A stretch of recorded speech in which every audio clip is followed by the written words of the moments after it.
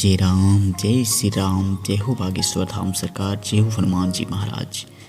एक औरत जो बहुत ही ज़्यादा गरीब थी, तभी उसे एक ऐसी नागिन मिल जाती है जो रोज़ सोने का अंडा देती थी। अब वह औरत इतनी धनी हो जाती है, इतनी बड़ी लालची हो जाती है, तो उसे किसी की परवाह ही नहीं रहती है। और एक दिन अजीब सा वाक़या हो जाता है कि उसका बच्चा उसके हाथों से निकल जाता है और बेचारा उसके लालच की वजह से वह मारा जाता है। फिर भी उस औरत की आंखें नहीं खुलती है। इस वाक़या को सुनकर आप दंग रह जाएंगे मित्रों, कैसे उसे भगवान पर विश्वास नहीं हो रहा है और कैसा एक चमत्कार होता है जो उसकी आंखें खोल के रख देता है। तो आइए मित्रों, बिना किसी देरी के इस वाक़या को शुरू करते हैं।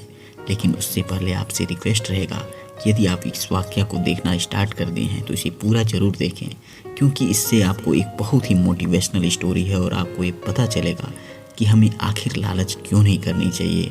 और जब इंसान लालच के वश में हो जाता है तो उसे कितनी सारी परेशानियां झेलनी पड़ती हैं, कितने सारे दुख सहन करने पड़ते हैं। तो आइए मित्रों, इस वाक़या को शुरू कर देते हैं। एक गांव में एक गरीब किसान रहता था, उसके 2 बेटे और उसकी पत्नी, यही 4 लोगों का परिवार था। वह किसान बहुत ही मेहनत मजदूरी करता था, लोगों के खेतों में काम करता था। दिन भर काम करने के बाद से थोड़े से रुपए पैसे मिलते थे, उसी से वह अपने घर का गुजारा करता था।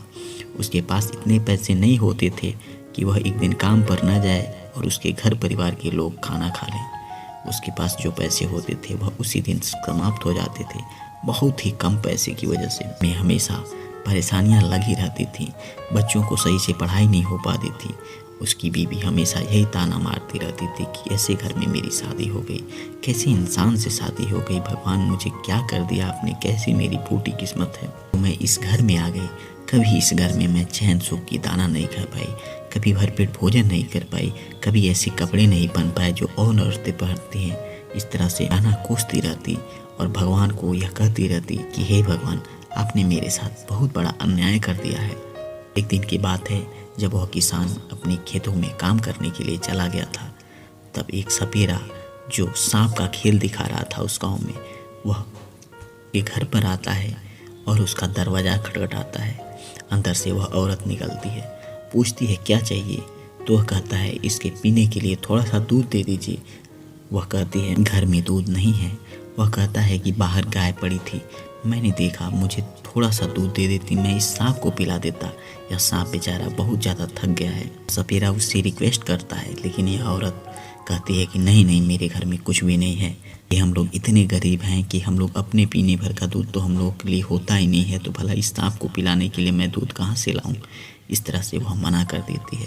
फिर वह सपेरा कहता है यदि तुम इतना ही परेशान हो तो मेरे पास एक उपाय है, यदि तुम उसे आजमाती हो तो तुम्हारी सारी दिक्कत परेशानी, सारी जो परेशानियां हैं, रुपए पैसे धन दौलत सब समाप्त हो जाएंगी। वह औरत पूछती है कि क्या है, ऐसा क्या है आपके पास। तो वह सपेरा अपने झोली से एक छोटी सी सांप निकाल लेता है और कहता है यह नागिन की बच्ची है, जब तुम इसे अपने घर में रखोगी तो ये रोजाना तुम्हें सोने के अंडे देगी और वह सोने के अंडे बेचकर तुम बहुत सारे रुपए पैसे इकट्ठा कर सकती हो। वह औरत बहुत ही ज़्यादा खुश हो जाती है कि तुम्हें ऐसा सांप मिल जाएगा जो हमारी दिक्कत परेशानी दूर कर देगा। वह जल्दी से उस सांप को लेकर अपने घर में चली जाती है, अपना दरवाज़ा बंद करती है और ले जाकर उसे एक घर के कोने में रख देती है। वह मन ही मन बड़ा खुश रहती है, लेकिन ये उसकी चिंता भी रहती है कि ये नागिन सोने के अंडे कैसे देगी। जब उसका पति आता है तो सब कुछ लाया रहता है, उसे बना खाकर सब सो जाते हैं, लेकिन इस औरत को नींद नहीं आती है। इसे चिंता बनी रहती है कि कल सुबह तक ये सोने के अंडे देगी कि नहीं देगी। जो सुबह जल्दी उठ जाती है और जाकर देखती है वह नागिन सचमुच एक सोने के अंडे दे रही रहती है। उस अंडे को उठा लेती है और ले जाकर बाजार में बेच देती है और वहाँ से बहुत सारे घर के सामान ले आती है और वह हर एक चीज़ जो उसकी ख्वाहिश होती थी वह सारी चीज़ें खरीद कर अपने घर ला देती है। उसका पति पूछता है कि ये पैसे कहाँ से आए, मैं तो इतना पैसा कमाता नहीं हूँ, तुम्हें पैसे कौन दे दिया जो तुम इतनी सारे सामान पे सामान खरीदती जा रही हो, दिन पर दिन इतने सारे पैसे कहाँ से आ रहे हैं। तब एक दिन शाम को वह अपने पति से बताती है कि मुझे एक ऐसी नागिन मिल गई है जो सोने के अंडे देती है और उस अंडे को बेचकर मैं ये सारी शॉपिंग कर देती हूँ, मार्केटिंग कर लेती हूँ। उसका पति सुनकर बहुत ही चिंतित हो जाता है, क्योंकि वह कहता है कि भगवान ने हम जो मेहनत करते हैं उसी का फल देते हैं और यदि कहीं से भी हमें गलत तरीके से कोई पैसे मिल जाते हैं, रुपए पैसे मिल जाते हैं, तो हम लोग के काम के लिए नहीं होते हैं, उससे हमें बहुत ज़्यादा नुकसान सहना पड़ता है। तुमने यह नागिन कैसे पाल लिया? वह कहती है कि आप चुप रहिए, आपकी कमाई से तो मैं ज़िंदगी में कोई सुख चैन तो पा नहीं पाई, अब जो सुख चैन मिल रहे हैं आपको उस पर भी जलन हो रही है। उसका पति समझाता है कि नहीं नहीं, ऐसी बात नहीं है, मैं तुम्हें खुश रखना चाहता हूँ, लेकिन ये गलत तरीके से पैसे लेकर तुम यदि खुश होती हो तो ये अच्छी बात नहीं है। ये पति पर भगवान को बहुत ही ज़्यादा विश्वास रहता है। उसका पति पानी मन बहुत ही भगवान से प्रार्थना याचना करता है कि इसकी आंखें खोलिए प्रभु, ये कैसे गलत कार्य कर रही है। अब वह नागिन रोजाना एक अंडे देती रहती थी और यह अंडे इकट्ठा करके बाजार में बेचती और बहुत सारे रुपए पैसे करके इस तरह से उसकी चर्चा पूरे गांव नगर मोहल्ले में हो जाती है कि उनके घर बहुत सारा रुपए पैसे का भंडार लग गया है। दिन दूनी रात चौगुनी तरक्की हो रही है, आखिर इतने सारे रुपए पैसे कैसे आ रहे हैं। जैसे जैसे दिन बीत रहे थे वैसे वैसे छोटी वाली नागिन धीरे धीरे बड़ी होने लगी थी, उसका आकार भी बढ़ रहा था। अब उस औरत के घर में सब चीज़ हो गया था, सारी सुख सुविधाएं हो गई थी, और फिर भी वह किसान वह रोज़ाना खेतों में जाता, अपनी मेहनत मजदूरी से जो कुछ लाता वह उसको खाता था और हर रोज़ अपनी पत्नी को समझाता रहता कि इतनी लालच मत करो, लालच बहुत ही बुरी चीज़ है, लेकिन वह नहीं मानती थी। एक रोज़ की बात है, रात में जब सब लोग सो रहे थे तब वह नागिन निकली और उसने जाकर उस किसान की जो एक बकरी थी उसको डस लिया और देखते ही देखते बकरी चिल्लाने लगी और छटपटाते छटपटाते अपना दम त्याग दिया। सब लोग हैरान थे कि आखिर बकरी को किसने मार दिया, किसी को पता नहीं चल रहा था। फिर किसान समझाता है कि देखो, इस नागिन को जल्दी से जल्दी तुम घर से बाहर कर दो, हो सकता है इस बकरी को उसने ही मारा हो। उस औरत को विश्वास नहीं हो रहा था। उसने बोला कि ठीक है, चलो जग के हम लोग रात में देखते हैं कि आखिर यह नागिन रात में क्या करती है। अगली रात को जब सब लोग सो गए तब ये दोनों पति पत्नी छुप कर उसे देख रहे थे। फिर वह नागिन निकली और उसने जाकर गाय को डस लिया। गाय भी छटपटाने लगी, चिल्लाने लगी और कुछ देर में उसने दम तोड़ दिया। अब उसका पति बहुत ही ज़्यादा नाराज़ हुआ, बहुत ही ज़्यादा बोलने लगा, कहने लगा तुम्हारी एक गलती की वजह से हमारी बकरी भी मर गई, मेरी गाय भी मर गई, तुम जल्दी से जल्दी इस नागिन को घर से बाहर कर दो, नहीं तो मैं इसे जान से मार दूंगा। उसकी पत्नी उसे झूठा दिलासा दिलाने लगी कि चलो ठीक है, ये रोज़ सोने के अंडे देती है, इससे हम लोग बहुत सारी बकरियां और गाय खरीद लेंगे, तुम चिंता न करो, तुम अपने दिमाग बड़ा करो, छोटी छोटी सोचों में तुम अभी भी उलझे हुए हो। उसका पति कहता है कि नहीं नहीं, मैं गलत नहीं कह रहा हूँ, एक दिन ये हम लोग को भी डस लेगी और कोई नहीं बचेगा। वह औरत कहने लगी नहीं नहीं, यह जानवरों को डस रही है, इंसानों को क्यों डसेगी। लेकिन भला जान मारने वाले जानवर, भला जानवर और इंसान में फ़र्क कैसे कर सकते हैं। एक दिन की बात है, जब वह नागिन रात में निकली तो उसे आसपास में कोई दिखाई नहीं दिया। वही किसान का बच्चा उस घर में अकेले सो रहा था। उसने जाकर उस बच्चे को डस लिया। वह बच्चा चिल्ला उठा, चिल्लाने लगा, माँ माँ बाप बाप बोलने लगा और बोलते बोलते गाज फेंकते हुए उसकी भी जान निकल जाती है।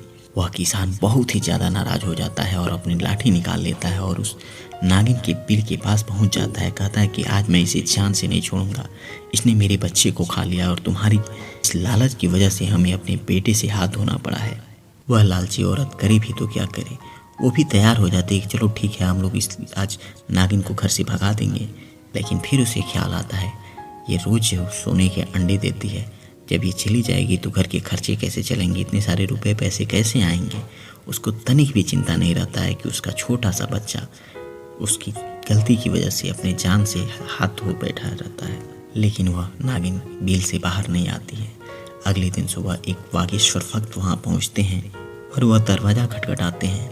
दरवाज़ा खोलने के बाद ये लोग कहते हैं कि आप कौन हैं और क्या करने आए हैं। वो कहते हैं कि देखिए, आज मैं आपके घर में कुछ मांगने नहीं आया हूँ, लेकिन हमें ऐसा अनुभव हो रहा है कि आपके घर में बहुत ही ज़्यादा गलत होने वाला है, आप लोगों की जान खतरे में है, इसलिए आप लोग एक काम करिए, हमें उस जगह पे ले जाइए जहाँ वह नागिन रहती है। वो पूछने लगे कि आपको भला नागिन की कैसी खबर लग गई। तब वो भक्त बताते हैं कि देखिए, हम लोगों का काम ही है हम लोग लोगों की रक्षा कर पाएँ, लोगों में सुख शांति फैलाएं, इसलिए मुझे ध्यान आया है, मुझे भगवान स्वप्न आए हैं और मैं आप लोगों की रक्षा करने के लिए आया हूँ। वह लालची औरत कहने लगी कि देखिए, ये अब इस नागिन को लेके चला जाएगा और ये रोज़ अपना सोने का अंडा उससे ले लेगा और हम लोगों को कुछ ही नहीं मिलेगा। इसलिए मैं कहती हूँ कि इस भक्त को घर से बाहर निकाल दीजिए। किसान उसे बोलता है, डांटता है कि तुम्हारी आंखें इतनी बड़ी लालची हो गई हैं, इतने सोने के अंडे देखने की लाली हो गई हैं कि तुम्हें थोड़ा सा भी परवाह नहीं है कि तुम्हारा बच्चा चला गया है एक दिन। अब दूसरा बच्चा भी मैं नहीं खोना चाहता, मैं नहीं खोना चाहता तुम्हें, और मैं अपनी ज़िंदगी को नहीं खोना चाहता। इसलिए इस भक्त को अंदर ले चलो और इसे लोगों की मदद करने दो। वह औरत नहीं मानती है। अब बागेश्वर भक्त वहाँ से जाते हैं, लेकिन इतना कहते हुए जाते हैं कि मैं करीब में ही गांव में रहता हूँ। यदि आप लोगों को जब हमारी ज़रूरत लगे तो आप लोग आ जाइएगा। फिर वह गरीब किसान और वह लालची औरत सो जाते हैं। रात को सोते समय फिर वह नागिन निकलती है और वह दूसरे बच्चे को भी डस लेती है। बच्चा चिल्ला उठता है। अब उसके माँ बाप भागे भागे आते हैं, क्या हुआ क्या हुआ। फिर वो देखते हैं उस नागिन के डसने के निशान उसके हाथों पे दिखाई देते हैं। अब इन लोगों के समझ में कुछ भी नहीं आ रहा था कि करें तो क्या करें। फिर वह किसान उसी रात में भागा भागा उस फकीर के पास जाता है, बागेश्वर भक्त के पास जाता है और जाकर कहता है कि हे बाबा, आप मेरे बच्चे को बचा लीजिए। हम लोगों की ज़िंदगी एक ही चिराग बचा है, आप उसे बचा लीजिए। वह बागेश्वर भक्त उसी रात उसके घर पर आते हैं और आकर देखते हैं बच्चे में भी जान बाकी रहती है। वे जल्दी जल्दी मंत्रोच्चारण करते हैं और उसके ऊपर पानी के कुछ छींटे मारते हैं, ऐसा झाड़ फूंक करते हैं, वह बच्चा ठीक हो जाता है। फिर वह लालची औरत उसने बताती है कि मैंने उस नागिन को यहीं पास के कोने में रखा है और उसी बिल में वह रहती है। फिर वह भक्त वहाँ जाकर बैठते हैं और वहाँ पर अपना मंत्रोच्चारण शुरू करते हैं और अपना जाप शुरू करते हैं। कुछ ही देर में वह नागिन सामने आकर प्रकट हो जाती है। पूछते हैं कि आखिर तुम इन लोगों के घर में क्यों इतना ज़्यादा उत्पात मचा रखी हो, काहे लोगों की जान ले रही हो। फिर वह कहती है कि देखिए, यह जो औरत है ना, बहुत ही बड़ी लालची है। एक बार जब मेरी जान जा रही थी उस समय मुझे पालने वाला सपेरा ने इससे दूध मांगा था। इसने दूध देने से मना कर दिया था जबकि इसके घर में दूध था। फिर वह सपेरा इससे कहा था कि तुम इस नागिन को रख लो, ये रोज़ सोने के अंडे देगी। तो अगले ही पल यह नागिन अपने के लिए तैयार हो गई थी और घर में लाकर हमें दूध पिलाई थी। इसकी लालच की वजह से ही मैं इसके घर का नुकसान कर रही हूँ। वह बागेश्वर भक्त कहने लगे कि देखो, तुमने बहुत नुकसान कर दिया है, अब तुम्हें एक भी नुकसान मैं करने नहीं दूंगा। नागिन बोलने लगी, अभी तो मैंने कुछ नहीं किया है, इसके बाद से मैं इसके पति को मारूंगी और अंत में मैं इसे भी मार डालूंगी। बागेश्वर भक्त ने कुछ मंत्रोच्चारण किए, जाप किए और कुछ जल के छींटे उस नागिन पे मार दिए। वह नागिन देखते ही देखते एक इच्छाधारी नागिन एक इंसान के रूप में हो गई, एक ऐसी औरत बन गई जिसका शरीर तो इंसानों का था लेकिन सिर जो था नागिन का था। कुछ ही देर और उन्होंने पूजा पाठ किया और मंत्रोच्चारण करने के बाद से कुछ जल की छींटे मारकर उसे मूर्छित कर दिया और उसे अपने झोली में रखकर बागेश्वर भक्त बोले, मैं इसे जंगल में ले जाकर छोड़ दूंगा और आप लोगों से बस इतना ही कहूँगा कि यदि आपको कभी भी कोई भूखा प्यासा या ऐसा इंसान मिलता है जिसको उस समय आपकी ज़रूरत है तो आप उसकी मदद ज़रूर करें। मित्रों, ये कहानी यहीं समाप्त हो जाती है, लेकिन है ज़रूर सिखाती है कि हमें लालच में अपनी आंखें बंद नहीं कर लेनी चाहिए। लालच में इतना वशीभूत नहीं हो जाना चाहिए कि हम लोगों का बहुत बड़ा बड़ा नुकसान हो जाए और हमारी आंखें बंद की बंद रह जाएं। हमें किसी भी गरीब असहाय की मदद करनी चाहिए। लोगों का आप जितना ज़्यादा मदद करेंगे भगवान आप पर उतना ही प्रसन्न होंगे। बागेश्वर बाबा की उतना ही ज़्यादा कृपा आपके घर परिवार पर बनेगी और आपके घर में खुशियों का नए नए द्वार खुलेंगे। मित्रों, उम्मीद करता हूँ ये कहानी आपको पसंद आई होगी। यदि कहानी अच्छी लगी हो तो अपने मित्रों यारों के साथ साझा करें और अपने चैनल पर नए हैं तो चैनल को सब्सक्राइब कर लीजिए। फिर मिलते हैं आपको एक नई वाकया के साथ। तब तक के लिए आप सभी को बहुत बहुत धन्यवाद।